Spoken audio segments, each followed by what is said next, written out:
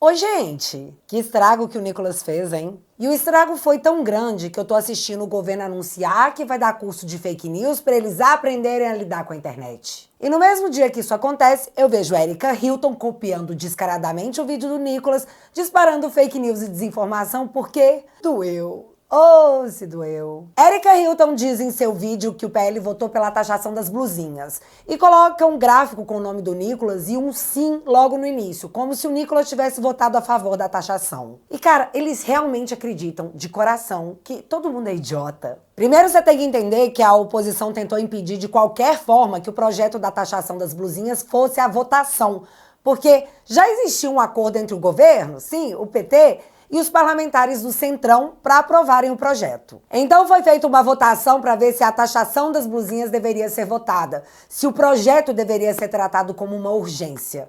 E adivinha? O Nicolas votou não. O que significava que o Nicolas estava tentando impedir o acordo entre PT e demais deputados de materializar. Tanto isso é verdade que, se você for olhar, o PT em peso votou sim para a urgência.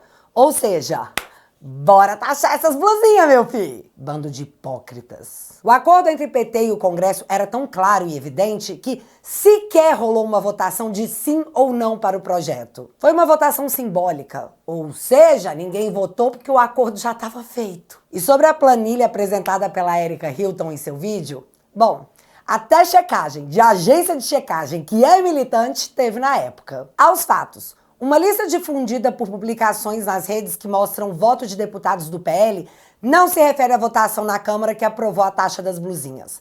A votação foi simbólica e, portanto, não gerou uma lista nominal de votos. Fecha aspas. Ou seja, a mulher tá no vídeo cópia do Nicolas pedindo para regulamentar a internet para diminuir as fake news, enquanto divulga uma mentira explícita que inclusive já levou checagem. Mas não é só patético da parte dela. Com essa atitude ela mostra o desespero que eles estão, porque quem taxou as blusinhas foi o presidente e o partido que ela apoia e vota junto. Essa culpa é dela. E a verdade é muito inconveniente. Outro ponto que ela aborda é da escala 6x1. Só que ela não conta pra galera que, sobre esse assunto, o presidente dela, o Lula, não fez pio. Na votação do 6x1, o Lula tá correndo e passando longe. Só que a deputada é tão covarde que ela não consegue cobrar apoio do presidente da República, que ela jura que tá junto na luta pelo povo trabalhador, e que ela milita junto, sabe? Os caras é amiguinho. Aliás, a mídia já noticiou o que o governo vai fazer a respeito da tal escala 6x1. Nada. Matéria do O Globo. Escala 6x1. Governo não deve gastar capital político com proposta. Ha! Então, Érica, enquanto você tenta jogar pra direita, o seu choro deveria ser direcionado ao seu presidente, que tá te ignorando. Patética. O resto do vídeo foram ataques diretos à extrema direita, malvadona! E sobre isso, assiste esse vídeo até o final, dona Erika Hilton. Você vai descobrir que você pode precisar de outros vídeos com mais mentiras anexadas. E mesmo assim, alerta de spoiler, não vai adiantar.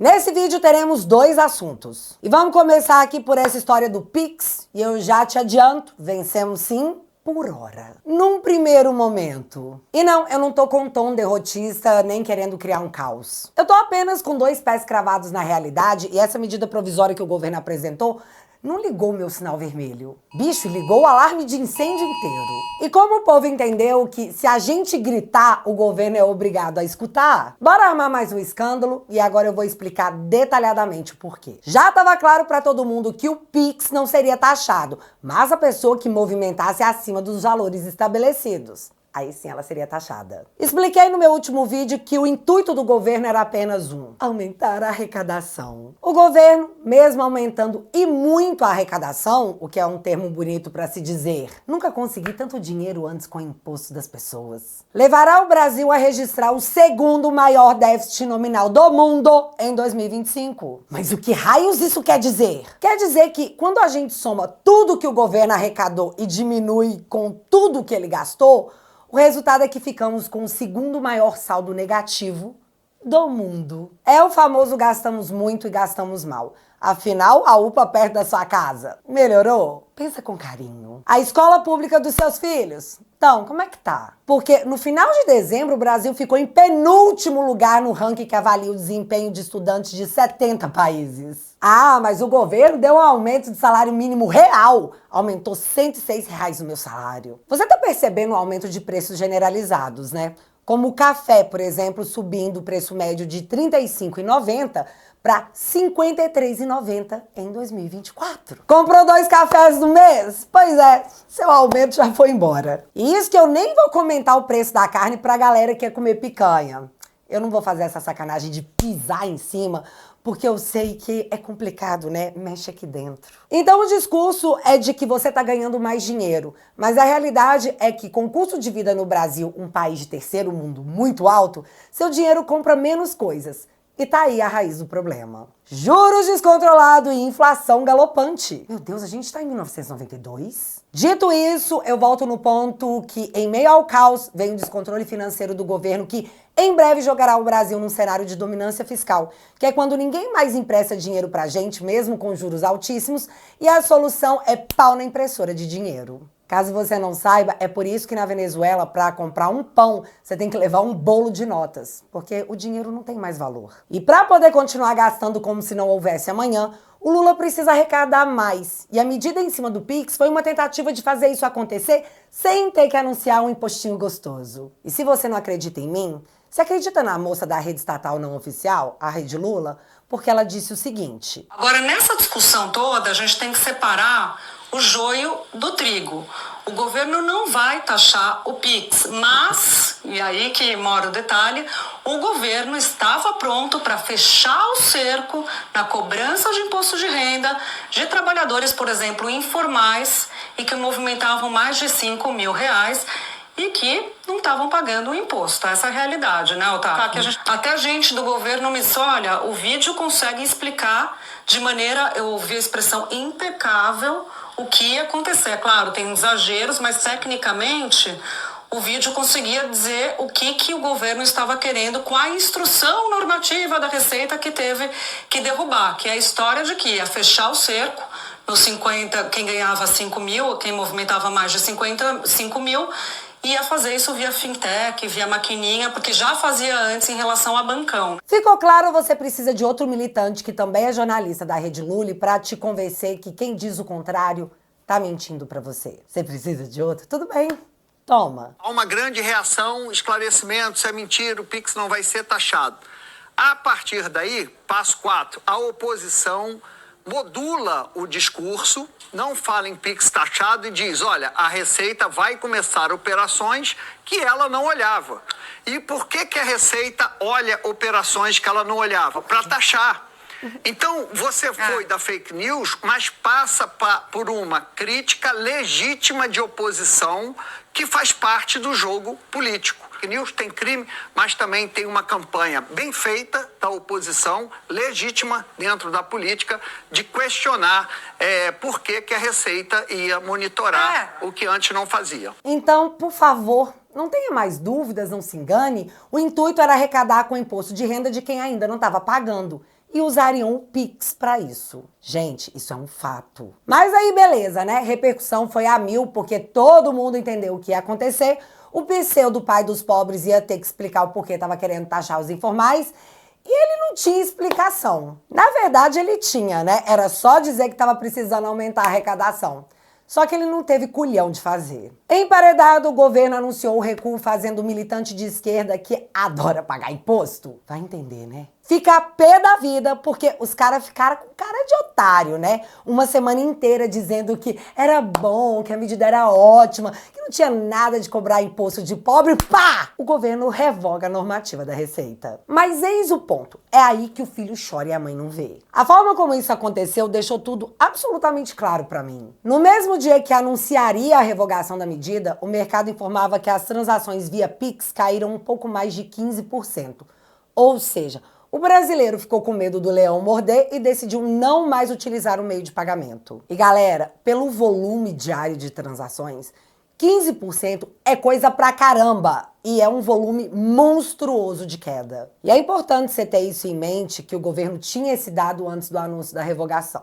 Você já vai entender por quê. A oposição estava pronta para apresentar no Congresso a derrubada dessa medida e seria uma derrota pesada demais para o governo. Além disso, já se falava em sair às ruas e não só pelo Pix, não só pela picanha ou o preço do café. A galera encheu o saco e o governo percebeu que o Pix era de fato novo, não é pelos 20 centavos. Foi quando o cara da Receita chama a coletiva ao lado do Tachad e diz isso aqui. Você prestou atenção? Infelizmente, esse dano é continuado e por conta dessa continuidade do dano, dessa manipulação desse ato da Receita, eu decidi revogar esse ato num primeiro momento. Num primeiro momento, tipo, por agora eu decidi fazer isso. E na verdade a Receita precisou fazer isso e o cara da Receita explica exatamente por quê. E a segunda razão é não prejudicar o debate e a tramitação do ato que vai ser agora anunciado pelos ministros. Beleza, teve que revogar para não atrapalhar a tramitação e o debate sobre o que o Tachad estava prestes a anunciar. E o que o Tachad anunciou? A mídia vendeu para geral que era anunciada a medida provisória que iria blindar o Pix de fake news e queria garantir que não se pudesse cobrar a mais por transação em Pix. Mas, se você for olhar direitinho as brechas deixadas na medida provisória, você vai descobrir o que a CUT, a Central Única dos Trabalhadores, já descobriu. O governo editará a medida provisória que proíbe diferenciação entre Pix e dinheiro. Então, você sabia que é proibido no Brasil você se recusar a aceitar pagamento em dinheiro? Você não pode virar para a pessoa e dizer, não, obrigado, dinheiro não, só recebo cartão. Pela lei, você não pode. E se uma medida provisória que equipara o Pix ao dinheiro é publicada, o que vai impedir o governo de determinar que você não pode se recusar a receber Pix, já que eles são equivalentes? Você tá entendendo? Primeiro, o carinha da Receita diz que vai retirar a medida num primeiro momento. E depois diz que essa ação é para não atrapalhar a medida provisória que o governo ia anunciar. Se a Receita não revoga, sabe aquela galera que se recusou a receber Pix e que gerou uma queda de um pouco mais de 15% em transações? Então, eles não poderiam mais se negar a receber sob risco de estarem cometendo um crime. Essa brecha está dada dentro da medida provisória anunciada pelo Tachad, que deve ser votada no Congresso Nacional. E você sabe o que eu tenho medo? De após o primeiro momento, se pular para o segundo momento, onde a normativa da Receita Federal é novamente publicada ali no Diário Oficial, sem nenhum estardalhaço, e as coisas voltarem aos moldes que o governo queria. Dessa vez, sem meio de defesa do povo, já que recusar o Pix pode ser que esteja proibido. Isso é uma hipótese tirada da minha cabeça? Mas será? Você duvida que isso poderia acontecer? Eu não duvido. Na verdade, eu realmente acredito que assim que a poeira baixar e a mídia levantar alguma cortina de fumaça usando o nome do Bolsonaro, eles enfiem essa normativa goela abaixo e o povo vai estar disperso demais para poder reagir. Só nos resta aguardar para ver. Ficar de olho no Diário Oficial é também importante. E pegar com Deus para proteger, porque segundo a Catanhede, a jornalista da Rede Lula que desligou o disjuntor da casa dela e ficou reclamando de estar sem luz há 3 dias, se você desacreditar medidas públicas, você é um criminoso. Para ela é, diga amém para o que o governo diz ou responda por seus crimes. Parece Coreia do Norte, né? Mas é só um comunicado da rede estatal não oficial, a Rede Lula. Só não esquece que é para salvar a democracia. Portanto, confia. E assim vamos ao segundo tema do vídeo. Bolsonaro, você não pode ir para a posse do homem mais importante do mundo, porque Felipe Martins se evadiu do Brasil tentando fugir.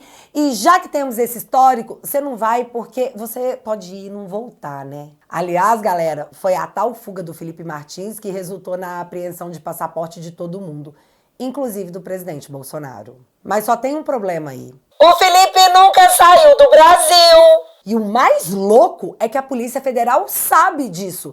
Inclusive colocou em seu relatório final que, o Felipe não saiu do Brasil, mas tentou fazer a gente acreditar que ele tinha saído. Foi isso que aconteceu. Em novembro de 2024, a Polícia Federal não admite erro e diz que Felipe Martins forjou saída do país. A nossa gloriosa Polícia Federal não conseguiu consultar sequer a geolocalização do Felipe só para ter certeza que eles não iam prender alguém injustamente. Mas quando ficou comprovado que ele de fato nunca saiu do país, a PF, em vez de dizer que errei, fui moleque, diz que tá, o Felipe não saiu do país, mas ele fez a gente pensar que ele tinha saído, então a culpa é dele. Pataquada da Polícia Federal à parte, desde novembro a justiça desse país sabe que Felipe Martins nunca saiu do Brasil. Isso também é um fato de conhecimento público. Mas, em janeiro de 2025, ao negar a devolução do passaporte do Bolsonaro, que sequer deveria ter sido apreendido, Alexandre diz em sua decisão, abre aspas, alguns investigados não mais regressaram ao Brasil desde então, como é o caso do ex-assessor para assuntos internacionais Felipe Garcia Martins, que viajou a bordo do avião presidencial em 30 de dezembro de 2022, com destino à cidade de Orlando, sem realizar o procedimento de saída, com o passaporte em território nacional, não havendo até o momento registro de retorno. Fecha aspas. Véi, se até o momento o Felipe não teve registro de retorno, como é que o Felipe foi preso no Brasil? Essa decisão beira o inacreditável. E eu nem digo isso porque eu não acreditava no potencial da nossa justiça em proferi-la. Mas eu custo a perdoar o silêncio da classe de juristas desse país que está assistindo tudo isso acontecer e ficou calado, como se fosse algo necessário para a manutenção da democracia. Afinal, ia ser bem ruim para a esquerda no Brasil assistir o presidente Bolsonaro ao lado do Trump no momento em que a aprovação do descondenado está abaixo de 40%. E o Lula nem convidado foi. Bolsonaro não foi convidado apenas como uma pessoa que Trump gostaria de ter em sua posse extremamente restrita, o que já é prestígio pra caramba. Ele foi convidado como o maior líder da oposição brasileira, como presidente de honra do maior partido de oposição do país. E oposição em qualquer país que queira se passar por democrático é sagrada. Não é só no Brasil que eles dizem nós derrotamos o bolsonarismo. Na Venezuela, eles também gritam que derrotaram os fascistas. Na Nicarágua, já nem existe esse negócio de questionar a legitimidade do ditador. É por um bem maior. E é tão legítimo o movimento de desfazer o L que se as eleições fossem hoje, Bolsonaro derrotaria Lula, além de Lula enfrentar grandes dificuldades contra qualquer nome do bolsonarismo. Bolsonaro ir para os Estados Unidos só daria mais força para uma direita que, sim, foi pressionada, mas não desanimou, que ficou perplexa, mas não desesperada. Nos reorganizamos e hoje sabemos que, em 2026, a campanha será para a maioria no Senado. Cada candidato vai passar por uma lupa, ele vai ter que se comprometer publicamente. Seremos maioria na casa que pode mudar tudo. E por mais que eles estejam levantando o tom, porque os momentos finais se aproximam, eles terão que lidar com um povo politizado e que tá com sangue nos olhos para mais que virar a mesa. O povo quer jogar essa mesa para cima. Entenda, com maioria no Senado, nós vamos convocar a CPI, aprovar PECs, derrubar PECs e, enfim, analisar pedidos de impeachment. E eles sabem disso. Lula voltou para matar a memória afetiva do povo. E dessa vez, ele vai ser enxotado. E quem colou nele também. E não, eu não tô aqui fazendo um discurso motivacional. Eu tô dizendo isso porque é o que eu realmente acredito que vai acontecer. E ditaduras, quando se sentem ameaçadas, elevam o tom, ficam mais duras e mais explícitas. E é nesse momento que elas caem. Para você ter noção, nós somos notícia no mundo inteiro. E a lição que tiraremos disso tudo é que o povo teve que se jogar no colo das promessas de um novo amor para se decepcionar e sentir saudades do ex. Portanto, fica firme aí, a nossa hora tá chegando. E quanto mais eles se descontrolarem, melhor. O autoritarismo só deixa explícita a fraqueza. O descrédito revela a consequência, porque o presente é deles, mas o futuro é nosso. E já que você ficou até aqui, dá uma olhada nessa história. Tudo começou quando Hugo Chávez prometeu transformar a Venezuela numa espécie de Disney socialista da América Latina. Só que o cara foi de arrasta pra cima e quem entrou em cena foi Nicolás Bigode de Brechó Maduro. A primeira coisa que esse filhote de ditador disse foi: vamos continuar o legado do comandante Chávez. E nem é o Chávez legal da Chiquinha. Isso. Sim, ele prometeu continuar o legado comunista com direito a bis e cenas inéditas de puro caos. Mas você sabe qual foi o resultado? Filas para comprar arroz e papel higiênico começaram a competir com as filas de engarrafamento no trânsito de São Paulo às 18 horas. O dinheiro perdeu tanto valor que precisou de terapia para autoestima. E o povo começou a fugir do país mais rápido do que as girafas nas queimadas da Amazônia. Confia. Mas como que uma terra que já foi rica e democrática virou esse caos de ditadura e pobreza? É isso que você vai descobrir no meu novo documentário sobre a Venezuela, na minha série especial sobre as Revoluções Vermelhas. A verdade nua e crua tá lá. Sem censura, sem jornalista e militante querendo passar pano pro bigode revolucionário, que tem parceria com Lula, sim! E nem adianta processar porque é verdade. Quer ficar por dentro dessa história e ver as semelhanças com tudo que estamos vivendo aqui em Brazuela? Toque no link fixado aqui no primeiro comentário e libere seu acesso a documentários exclusivos na família Te Atualizei. Juntos, cê sabe, a gente consegue.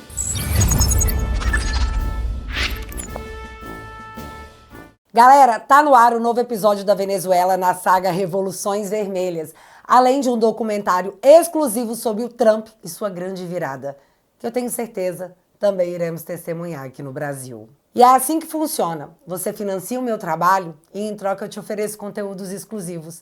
É o meu jeito de dizer muito obrigado por você se juntar a mim nessa trincheira. Portanto, se você quiser e puder, eu vou deixar o link fixado aqui no primeiro comentário. Desde já, muito obrigada. Mas agora eu quero saber de você. Você acha que quando a galera esquecer, o governo volta com essa normativa da Receita Federal? Me conta aqui nos comentários que eu quero saber. Se você ainda não é inscrito aqui no meu canal, meu amigo, se inscreve e deixa seu like. Porque você já sabe, acontecendo alguma coisa de relevante ou irrelevante, a gente volta. Beijos, galera. Fui.